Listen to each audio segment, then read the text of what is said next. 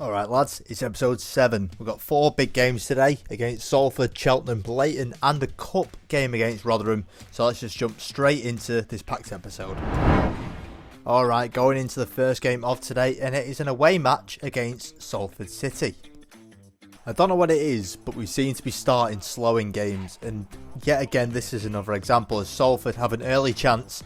Great save by Fagan, and Dean Whitehead heads over the bar. Still without an attack from Morecambe, Towell drags the ball forwards, gives it to Dean Whitehead. Spots Elliott, gives it back to him, and his left-footed strike is no problem for Fagan as he plucks it out the sky. De Silva ends up playing through Brennan. He's through on this left-hand side. No defenders catching up with him, and his left-footed strike is powered into the side netting at the far post. Brilliant strike from the Northern Irish international to get his first league goal of the season. You'll see here, just puts his laces through it. Keeper stands no chance, right into the side netting to give Morecambe the lead. The first chance of the second half here is thrown to the goal scorer Brennan. Gives the ball to LeBlanc, spots Davis in space, decides to have a crack from distance. It rattles the crossbar with the rebound bouncing against the goalkeeper's back. Salford had the last chance of the game here in the 71st minute as Rodney has the ball on the wing. Morgan isn't marking close enough. The ball is whipped into the box towards Armstrong, but his header goes wide off the target. And that does mean we start today's episode with a 1-0 win against Salford City. After that win, we're going to jump into the second game of this episode, and it's a home league match against Cheltenham Town. The slow starts seem to continue as Cheltenham absolutely bombarded us early on. The ball is whipped over to Hussey, crosses the ball into the box, but it's a good take from Fagan. The second chance came almost 20 minutes later as May passes the ball off to Thomas.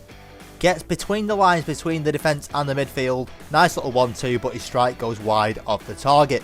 Yet another chance for Cheltenham as the ball is whipped over the top. Poor defensive clearance from Moore and Leesman means that Cheltenham do take the lead in this one. 38 minutes into the game, and it's just another example of poor defending.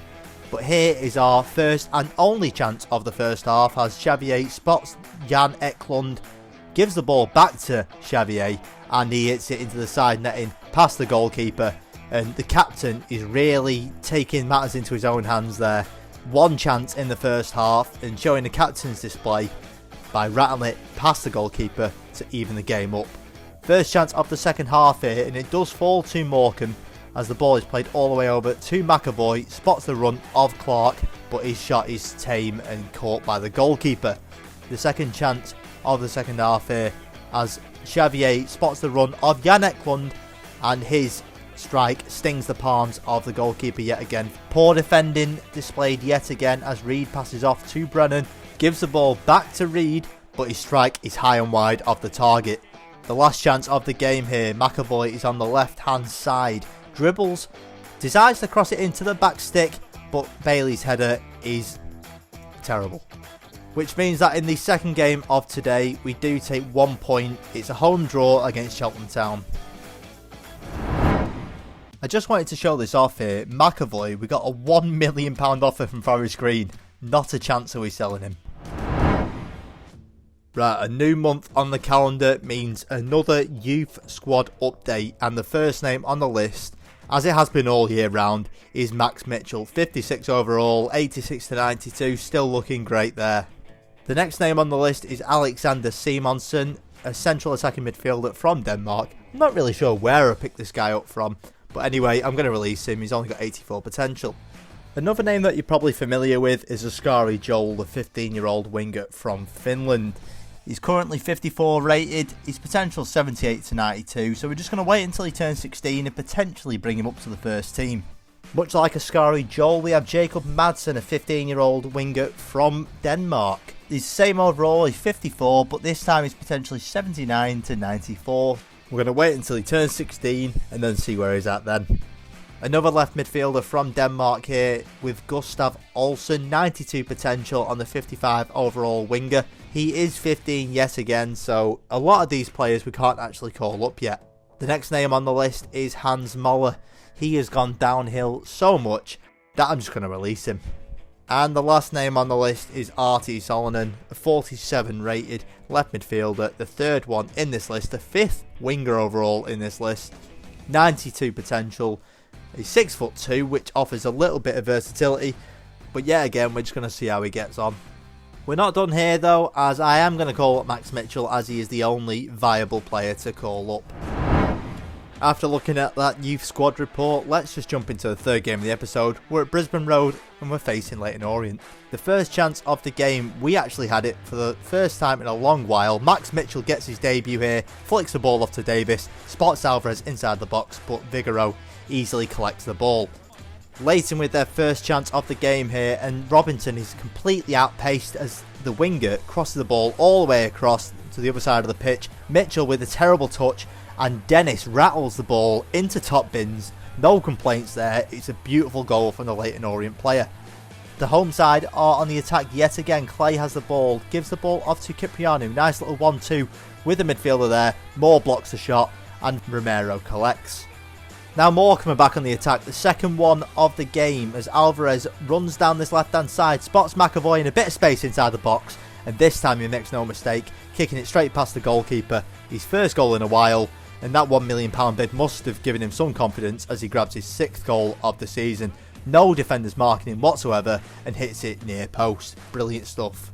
Jumping into the second half now, and Leyton Orient are back on the attack. They have the first attack of the half as they whip in a corner, but Angel's shot is brilliantly blocked by the debutant Mitchell. 20 minutes to go here and Angel has the ball.